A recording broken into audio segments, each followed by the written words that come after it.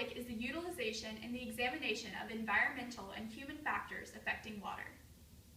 This map represents the total water use by country. The United States is one of the largest, as is India and China, because of larger populations. And water scarcity is represented on this map.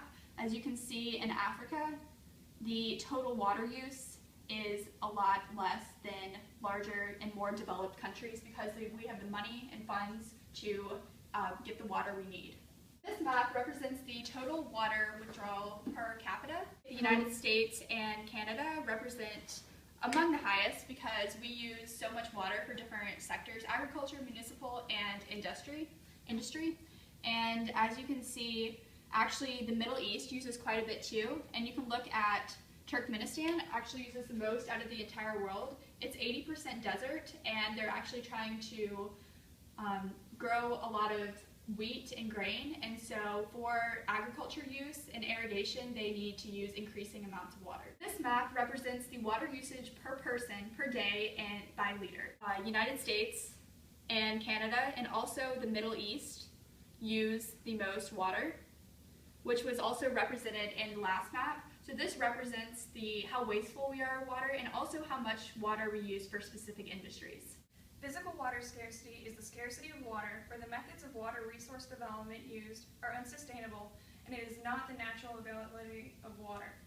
44 million people will be affected by physical water scarcity in 2070.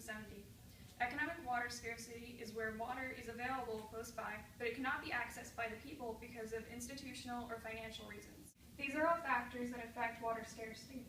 Climate change impacts the humidity of soil and affects patterns of rainfall for certain areas. Patterns of rainfall affect the availability of wells and the occurrence of seasonal rivers. As shown in these maps, the projected precipitation for the regions in red will lose water as a result of climate change in the future. These regions in darker green show the national rainfall is much higher because they are more tropical, such as parts of South America and Madagascar, as well as areas surrounding the Philippines. And then the more arid regions receive less water, such as in the Middle East and in Africa. Breaks Glacier in Alaska in 1941 and in 2004. As you can see, they melted greatly between the two time periods. Water scarcity is increasing by the year, and 20% of its expected increase in this century will be caused by global warming. This map shows the seasonal variability and the deviations between rainfall in different areas throughout the year.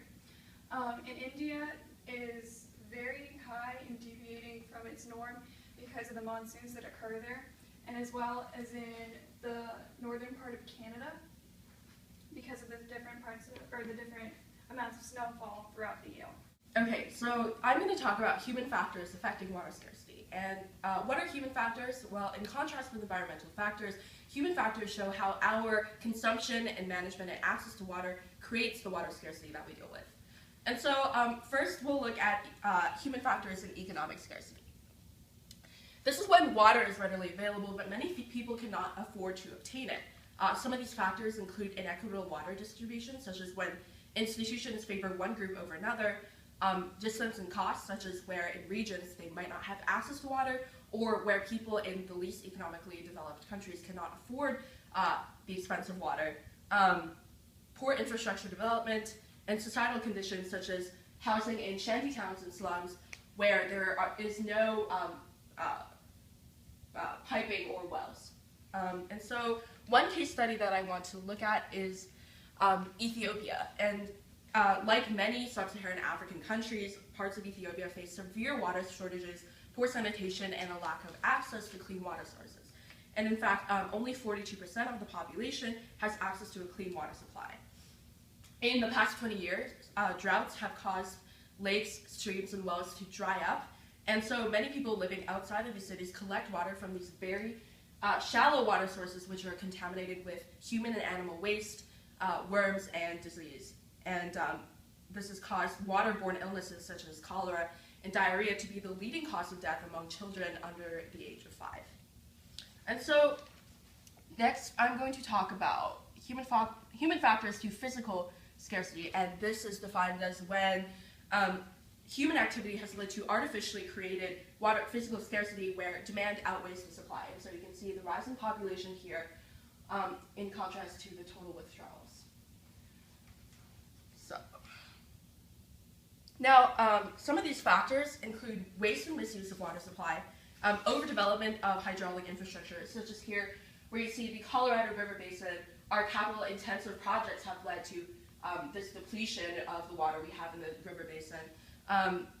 Other factors include depletion of groundwater due to overexploitation, such as when we are depleting aquifers more than they can be naturally replenished, increased population, and increased per-person water use and water pollution. And so all of these have collectively led to our world water crisis. By 2025, 2/3 of the world's population will have water stress. And although one of the Millennium Development Goals was to have the number of people facing water stress, that has not been met, and water stress is still a growing and prevalent issue. So one problem that we have, one factor, is wastefulness and misuse. As you can see, we use 70% of our water for agriculture due to the demands of irrigation. And furthermore, we lose 6 billion gallons of water per year due to undeveloped piping and water distribution. Another factor that's leading to our water scarcity is industrialization and growing population. Water usage has increased 6 times globally and will double in the year 2050. And so you can see that the number of countries who are drawing out more than 40% of total available water is greatly increasing. You can see more orange and yellow in this side than this side. And one case study that I want to look at is the case of China.